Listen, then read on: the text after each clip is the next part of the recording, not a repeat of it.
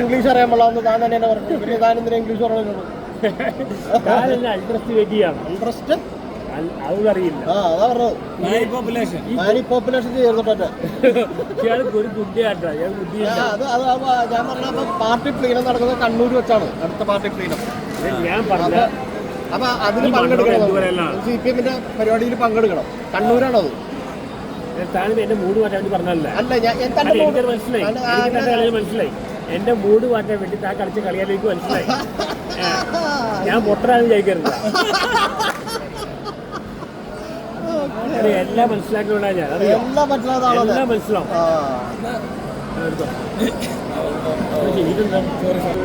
അങ്ങനെ അവർക്ക് സന്തോഷം കൊണ്ടല്ലേ താൻ എന്താ ഇല്ലല്ലോ ചുമ്മാ കുഴപ്പമില്ല എടുത്തു. അങ്ങനൊന്നും അല്ല. എന്റെ ഇഷ്ടമല്ലേ കൊടുക്കുന്നില്ലയോ പിള്ളേ അങ്ങനെ വന്നാൽ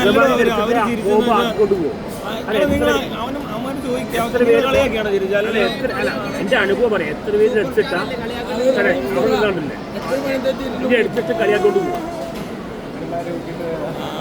അവർക്ക് ഇഷ്ടപ്പെട്ടില്ല. പെർമിഷൻ എടുക്കുക ആക്കലാണ്. സെൽഫി എടുക്കാൻ വന്നോണ്ട് അങ്ങനെ വിട്ടേക്കണം. അത് ചൊറിഞ്ഞ് എന്തെങ്കിലുമൊക്കെ പറയും. അവര് പോകത്തുള്ളൂ. അവനവിടെ ചിരിയടിച്ചു. ഇതന്മാർ എന്റെ പോകാൻ ഫോട്ടോ എടുത്ത് പോകുമ്പോ ആക്കി കൊണ്ടുപോകും. എന്തിനാട്ടെ എന്റെ സ്വാതന്ത്ര്യം ഞാൻ കൊടുക്കണില്ല. എന്നെ വെച്ച് ഫോട്ടോ എടുത്ത് ഞാൻ തീരുമാനിക്കുന്നു. ഫോട്ടോ എടുക്കണമെങ്കിൽ 100 രൂപ വാങ്ങിക്കും. 500 രൂപ ഞാൻ പറയും. ഫോട്ടോ എടുക്കണമെങ്കിൽ 100 രൂപ. പെരേരെ പെണ്ണുങ്ങൾ വരുമ്പോ അവിടെ അങ്ങ് നിൽക്കും. എന്നിട്ട് പകുതി ആകുമ്പോ അങ്ങുന്നാണല്ലോ പുള്ളി നിന്നിട്ട് ഫോട്ടോ എടുക്കും. നമ്മളെ ഫോട്ടോ എടുക്കും. ഇതാ അങ്ങനെയാണ് സത്യം. എല്ലാം കൊള്ളാം. അണ്ണൻ പക്ഷേ അണ്ണൻ അങ്ങനൊന്നും ഇല്ല. അണ്ണൻ പാവാ. അണ്ണനൊരു പാവപ്പെട്ടവൻ. കണ്ടോ ലാലേട്ടനെ പോലെ അണ്ണന്റെ അഭിനയം കണ്ണുകളിൽ നോക്കേണ്ട കാര്യമൊന്നുമില്ല. അവരാ വഴി പോട്ടെ. എടോ അത് കൊച്ചു പിള്ളേരാ.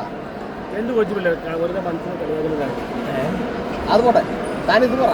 താൻ മാറ്ററിലോട്ട് വാ. താൻ അങ്ങനെ ഇതിന് എസ്കേപ്പ് ആവാൻ വേണ്ടി താൻ പുതിയ സ്ട്രാറ്റജി ഇറക്കണല്ലോ. ഇതിൽ നിന്ന് ഊരാൻ വേണ്ടി താൻ പുതിയ സാധനം എന്റെ ഇമേജ് ഒരിക്കലും കാണാൻ പോകുന്നത് വല്ല കമ്പി പോസ്റ്റിട്ട് കാശിലാക്കാം. അതാ നടക്കുന്നു. കമ്പി പോസ്റ്റിട്ട് കാശിലാക്കുക.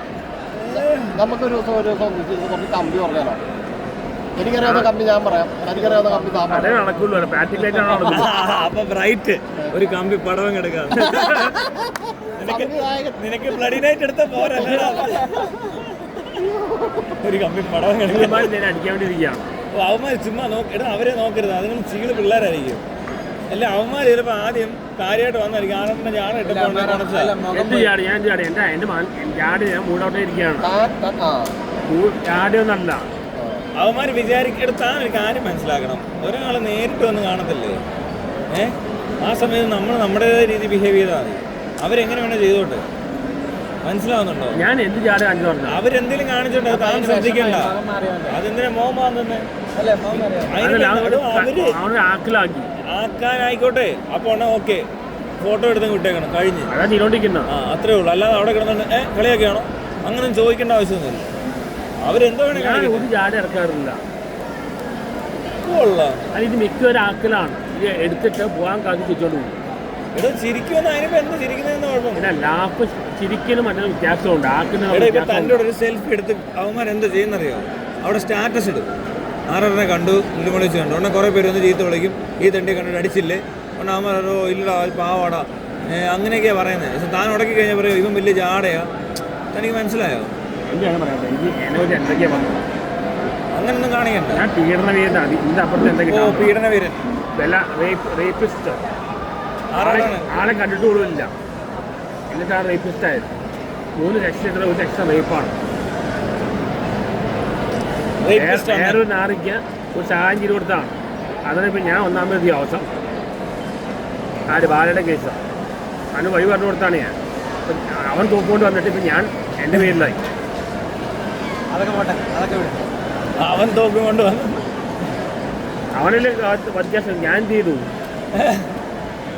അവനല്ലേ എല്ലാം വലിച്ചെറിഞ്ഞത്. 6 നോക്കി ഇന്നേ ഉള്ളൂ. ലാസ്റ്റിൽ പോകാൻ നേരത്തെ ഒരു കവറും കൊടുത്തു. കവറെടുത്ത് വന്നു. ഞാൻ ഡോർ തുറന്നത്. ആ നാടി സൈഡിലിരിക്കുകയാണ്. മാസ്ക് ഇട്ടിരിക്കുന്നു.